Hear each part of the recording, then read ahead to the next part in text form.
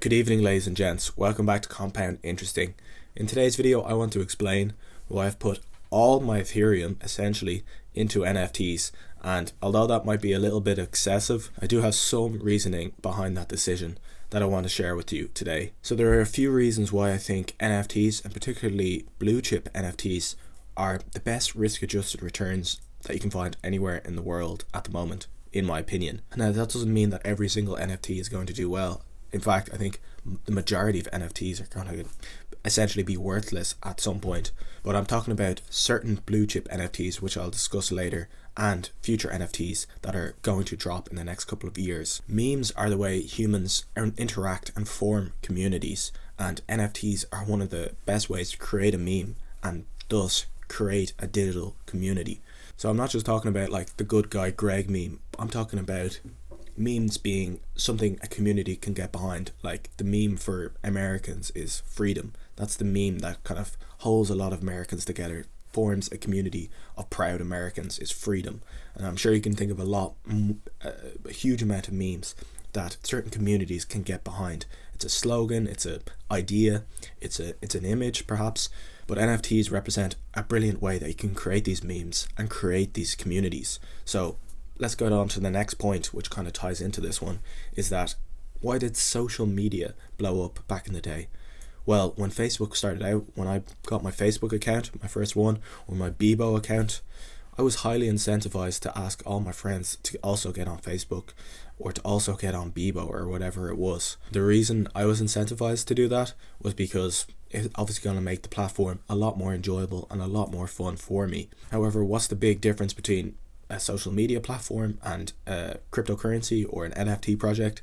The reason I'm incentivized to spread the word about this NFT project or about this crypto coin is that I actually not only is it going to make it more fun for me if my friends are involved, or if I create YouTube videos, if I create Twitter threads about this NFT project or about this community, it's also, there's a huge monetary incentive, which, you know, people will work pretty hard for monetary incentives.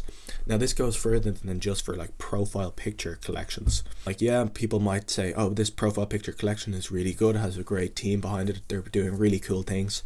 But I'm also thinking about early artists and early musicians. So if you bought the NFT of an early musician, which gives you access or equity in their future royalties, or an early artist, if you bought one of their early works, now you don't just get like bragging rights for finding this artist or this musician or this band or this rapper really early.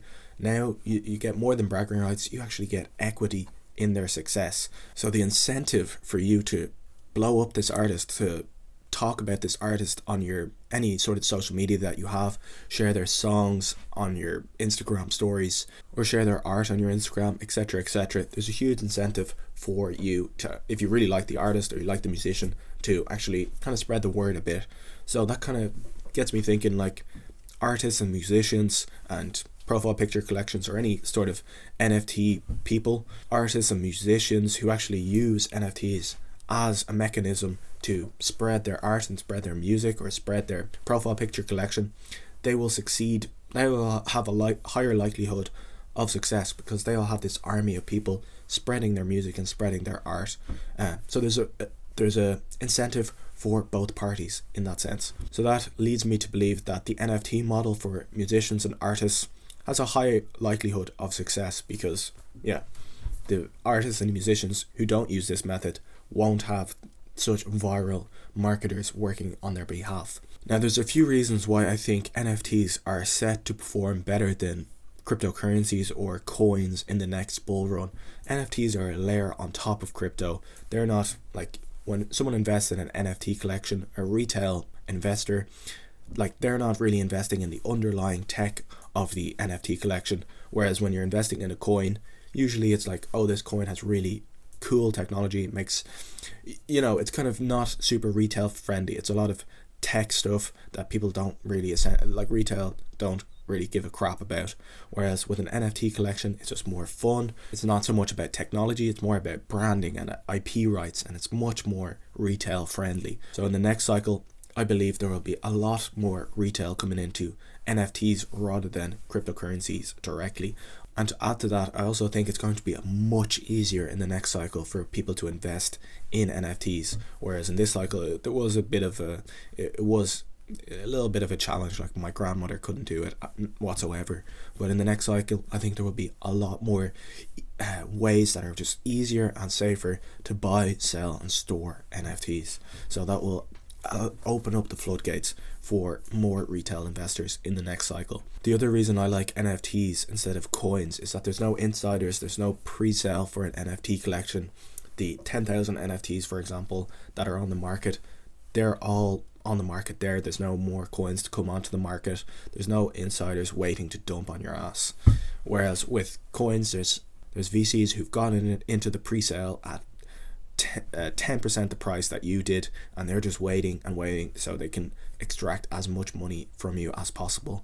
Whereas with an NFT collection, anyone can get into it at the mint price as long as you can get on the whitelist. It's much easier to get on a whitelist than it is to it's much easier to get on a whitelist for an NFT project than it is to get on a pre-sale for an upcoming coin. Now, there's not just profile picture collections when it comes to NFTs. There's a huge amount of use cases that will be coming out in the next cycle, and they're already here already. NFTs will be perfect for ticketing, and already Ticketmaster are using NFTs. So when you buy a ticket for a concert, you actually get an NFT, and you can, like in the future, and I think with Ticketmaster right now, you can do some of this technology. But if you buy an NFT, if you buy a ticket for, I don't know, a Post Malone gig, you have that NFT, and that acts as your ticket, and you can trade it with anyone in the world, and you can see what the price is anywhere in the world. But also you get to keep that ticket stub, and that will have value probably in 10 years time when Post Malone is an even bigger artist. Like, oh, you went to his first concert. And another big use case for NFTs in the future is reservations. So I make a reservation at a hotel, and then I'm like, you get an NFT for that reservation for those dates, and then I realize, oh, I actually won't be able to make it, or for a flight, for example, I won't be able to make that flight. You can sell the flight, or you can sell that reservation in that hotel. The hotel and the flights benefit because someone's actually going to be in the seats. If someone's actually in the room and someone's actually in the seat, then you can sell them more things. You can sell them food in the restaurant, or you can sell them, lottery tickets on the airplane, for example. So that those seats aren't just going to waste, or that room isn't just going to waste. So there's a huge amount of use cases for NFTs, like, selling your house or physical goods as well, having a designer watch linked to a particular NFT to help prove its legitimacy, or a house, etc., etc. So we can see that there's a huge amount of possible use cases that will come online in the future for NFTs. So if you're assuming that people will use NFTs for these use cases in the future, that also means that the underlying technology, which is Ethereum, will also perform very well if people are using Ethereum to buy and sell and create NFTs on. That will also help the Ethereum network grow as well. And the way I like to look at it is that if Ethereum does well, the blue chip NFTs built on Ethereum are also going to do well. So it is a bit of a virtuous cycle, and Raoul Pal talks about this a lot, that blue chip NFTs are like a leverage bet on Ethereum.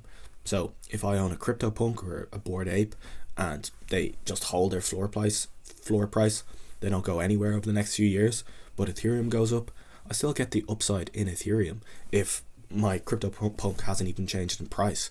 However, if my CryptoPunk doubles in Ethereum or triples in Ethereum, and Ethereum goes up 2 or 3x, then you're getting multiples upon multiples. So it's a leveraged bet. So instead of getting a 2x in Ethereum or a 3x in Ethereum, you're getting a 6x or a 9x in your overall investment on your CryptoPunk in US dollars. But which NFTs, in my opinion, will succeed in the future? Which are the low risk NFTs that are likely to have lower downside but higher potential upside? So I would personally, if you could afford it, I can't afford it, but if you could, I'd go for one of the blue chips.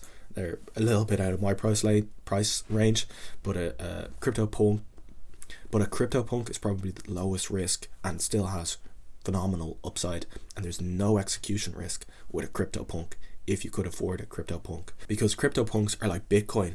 they're already a finished product. They have no promises of like a roadmap. There's nothing to come. All they are is a profile picture to show you are very early. Either you're very early in crypto and you're very smart, or to show that you're very rich and can afford one of these CryptoPunks. All they are is a profile picture, a digital identity to show that fact. However, if you can't buy a CryptoPunk, a real one, you could buy a version 1 CryptoPunk, which are about 4 or 5 Ethereum. And now there's a little bit more risk with these. Essentially what happened with these is that when CryptoPunks first launched, they created these V1 CryptoPunks. There was a problem with the original contract, and someone's actually wrapped these original CryptoPunks. So they scrapped these V1 CryptoPunks. They said they're worthless, and they dropped the actual CryptoPunks. So they dropped them again. So the 10,000 CryptoPunks, they're the real CryptoPunks, but there were actually these version 1 CryptoPunks which came before the CryptoPunks. So I assume if the real CryptoPunks do well, the version 1 ones will also do well, but they're a little bit of a lower entry, but obviously a bit higher risk, but a lower entry. Now obviously anything Yuga, so Bored Apes, Mutant Apes, even Bored Ape Kennels, they have a little bit more execution risk in the fact that Yuga Labs have to deliver some cool things, or people are expecting more airdrops, they're expecting more lore to be created, so there's a bit more execution risk, but probably a little bit higher upside than CryptoPunks in my personal opinion, but a little bit more execution risk. And then further down the chain again, we have Other Side, which has even higher execution risk, but a much lower entry, only like 1.7 Ethereum or so, and yeah, much higher, well, quite high upside, but yeah, the execution risk is even higher for a metaverse than it is for a profile picture. Then some mid-tier blue chips would be the likes of Moonbirds or Azuki, and they're both, Moonbirds are actually quite in the gutter right now. I'd probably, if I could afford one, be interested in buying a Moonbird. That's by Kevin Rose, a famous entrepreneur from the tech days. And Azuki, yeah, another good collection, but these are both still quite high floor prices. The other kind of lower entry, higher risk NFTs that I like, I've talked about them a lot, 10KTF, you could potentially grab a G tag for 1 Ethereum, and that's a profile picture that's going to be coming out from 10KTF.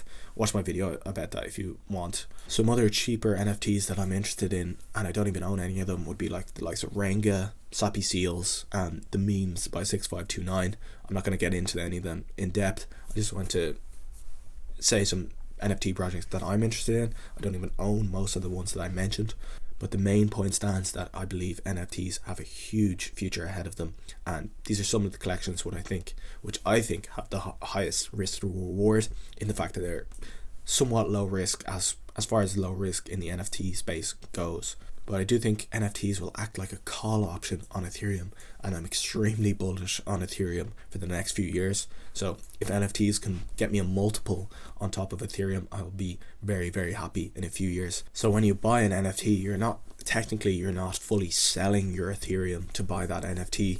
You're just kind of parking your Ethereum in this NFT project, and hopefully the NFT project will do well over the next few years, and hopefully the number of Ethereum that you own will grow. So not just that the Ethereum price goes up, that the number of Ethereum that you actually own goes up. So when you're buying into an NFT project, you're not really selling your Ethereum. That's the way I kind of think about it. If you want me to do a deep dive on any of these NFT projects or any NFT projects in general, let me know in the comments. I really hope you enjoyed the video, and can't wait to see you in the next one. Cheers.